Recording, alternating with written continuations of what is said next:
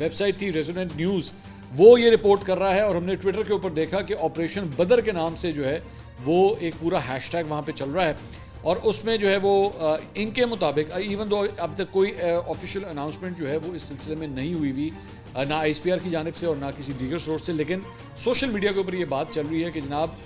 پاکستانی افواج کی جانب سے جو ہے وہ مختلف علاقوں کے اندر آپریشن بدر کا آغاز کر دیا گیا ہے۔ اب آپریشن بدر جو ہے وہ بتایا جا رہا ہے کہ اس کے 4 مختلف اہم نکات ہیں۔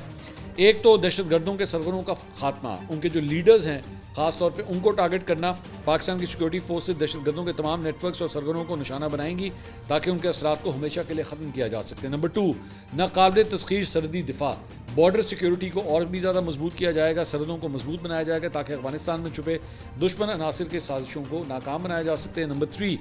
عوام میں شعور اور یکجہتی کا فروغ۔ اس آپریشن کا ایک اہم پہلو یہ بھی ہے کہ عوام کو دہشت گردوں کے خلاف متحد کیا جائے اور تاکہ خیبر پختونخوا کے بہادر قبائل اور شہریوں میں ایک نیا عزم پیدا ہو۔ نمبر 4، دہشت گردوں کے ٹھکانوں پر کاری ضرب، جدید فضائی اور زمینی کارروائیوں کے ذریعے دہشت گردوں کی کمین گاہوں کو تباہ کیا جائے گا تاکہ ان کے کسی بھی قسم کے حملے کا امکان جو ہے وہ ختم کیا جا سکے۔ تو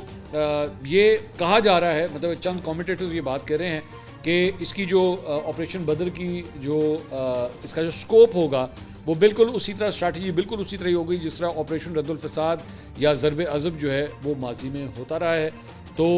اسی کے نقش قدم پہ چلتے ہوئے جو ہے